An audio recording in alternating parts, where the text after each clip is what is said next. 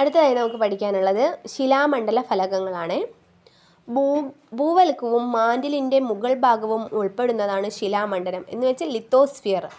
Crest ഇല്ലേ, ഈ ഭൂവൽക്കവും ഏറ്റവും മുകളിലെ പാളിയും മാന്റിലിൻ്റെ മുകൾ ഭാഗമല്ലേ, നെക്സ്റ്റ് സ്റ്റെപ്പായിട്ടുള്ള മാന്റിലിൻ്റെ മുകൾ ഭാഗവും ഉൾപ്പെടുന്നതാണ് ശിലാമണ്ഡലം എന്ന് പറയുന്നത്. ഒക്കെ ലിത്തോസ്ഫിയർ എന്നാണ് നമ്മൾ പറയാം.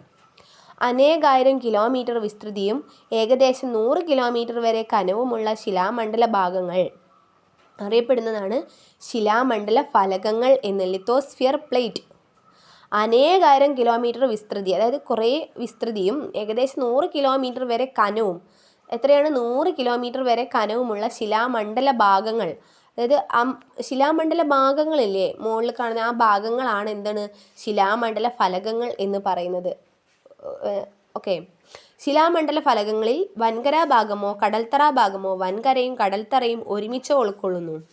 ഈ ശിലാമണ്ഡല ഫലകങ്ങൾ ഉണ്ടല്ലോ, ശിലാമണ്ഡലം എന്ന് വെച്ചാൽ എന്താണ്, അവിടെ എന്താണ് ഒരു ഖരാവസ്ഥയായിരിക്കും. ഓക്കെ, മറ്റേ ശിലാമണ്ഡല ഫലകങ്ങൾ എന്ന് വെച്ചാൽ നമ്മൾ പറയില്ലേ അനേകായിരം വിസ്തൃതിയുണ്ട്, അതുപോലെ തന്നെ അതിനെന്താണ് 100 കിലോമീറ്റർ വരെ കനവും ഉണ്ടല്ലോ.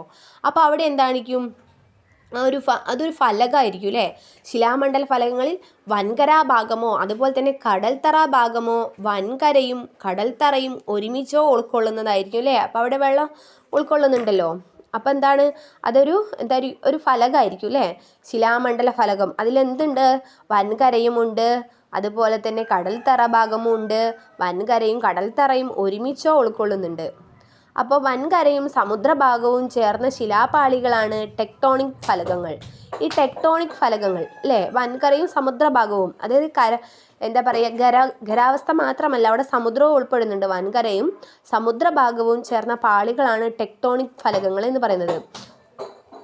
അപ്പം ശിലാമണ്ഡലത്തിന് താഴെ ഉയർന്ന താപത്താൽ ശിലകൾ ഉരുകി അർദ്ധദ്രാവകാവസ്ഥയിൽ നിലകൊള്ളുന്ന ഭാഗമാണ് അസ്തനോസ്ഫിയർ.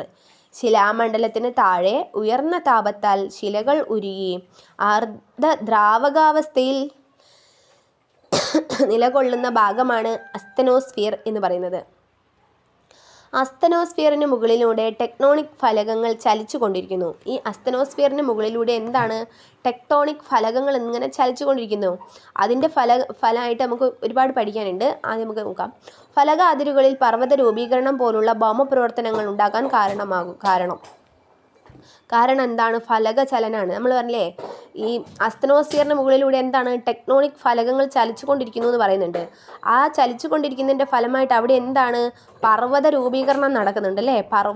ഈ ഫലകങ്ങൾ ചലിച്ചു കൊണ്ടിരിക്കുന്നത് കൊണ്ടാണ് അവിടെ എന്താണ് പർവ്വതങ്ങൾ രൂപീകരിക്കുന്നത്. ഓക്കെ, ഈ പർവ്വത രൂപീകരണത്തിന് കാരണം എന്താണ്, ഫലക അതിരുകളിൽ പർവ്വത രൂപീകരണത്തിന് കാരണമാകുന്നത് എന്താണ്, ഫലക ചലനാണ് അല്ലേ, ഫലക ചലനമാണ് അല്ലേ. ഫലക അതിരുകൾ 3 വീതമുണ്ട്. സംയോജക സീമ, വിയോജക സീമ, ഛേദക സീമ. എന്താണെന്ന് വെച്ചാൽ ഒരു ഔട്ട്ലൈനായിട്ട് പറയുകയാണെങ്കിൽ സംയോജക സീമ എന്ന് വെച്ചാൽ സംയോജിക്കുക, കൂടിച്ചേർന്ന് പർവ്വതങ്ങൾ ഉണ്ടാകുന്നതാണ് സംയോജകം. വിയോജകം എന്ന് വെച്ചാൽ എന്താ പറയുക, വിട്ടിട്ട് അകന്ന് പോയിട്ട് അവിടെ മധ്യത്തിൽ എന്താണ് പർവ്വതങ്ങൾ രൂപപ്പെടുന്നതാണ് വിയോജക സീമ. ഛേദക സീമ എന്ന് വെച്ചാൽ ഉരസലിൻ്റെ ഭാഗമായിട്ട് അങ്ങോട്ടും ഇങ്ങോട്ടുള്ള ഉരസലിൻ്റെ ഭാഗമായിട്ടുണ്ടാകുന്ന പർവ്വത നിരയാണ് എന്ത്, ഛേദക സീമ. ഓക്കെ, നമുക്ക് വായിച്ചു നോക്കാം. ഫലകങ്ങൾ പരസ്പരം അടുക്കുന്ന അതിരുകളാണ് സംയോജക സീമകൾ. സംയോജക സീമകളാണ് മടക്കു പർവ്വതങ്ങൾ രൂപം കൊള്ളുന്നത്. സംയോജക സീമകളിലാണ് മടക്കു പർവ്വതങ്ങൾ രൂപം കൊള്ളുന്നത്. ഓക്കെ, മടക്കു പർവ്വതങ്ങൾ രൂപം കൊള്ളുന്ന പ്രക്രിയയാണ് വലനം എന്ന് പറയുന്നത്. മടക്കു പർവ്വതങ്ങൾ രൂപം കൊള്ളുന്ന പ്രക്രിയയാണ് നമ്മൾ എന്തെന്ന് പറയുന്നത്, വലനം എന്ന് പറയുന്നത്. ശിലാമണ്ഡല ഫലകങ്ങളുടെ സമ്മർദ്ദത്താൽ ശിലാപാളികൾക്ക് വലനം സംഭവിച്ചാണ് മടക്കു പർവ്വതങ്ങൾ രൂപപ്പെടുന്നത്. മടക്കു പർവ്വതങ്ങൾക്ക് ഉദാഹരണമാണ് ഒന്ന് ഹിമാലയം, നമ്മുടെ ഏഷ്യയിലുള്ള ഹിമാലയം, ആൽപ്സ് യൂറോപ്പിലുള്ള ആൽപ്സ്, റോക്കീസ് വടക്കേ അമേരിക്കയിലെ റോക്കീസ്, ആൻഡീസ് തെക്കേ അമേരിക്ക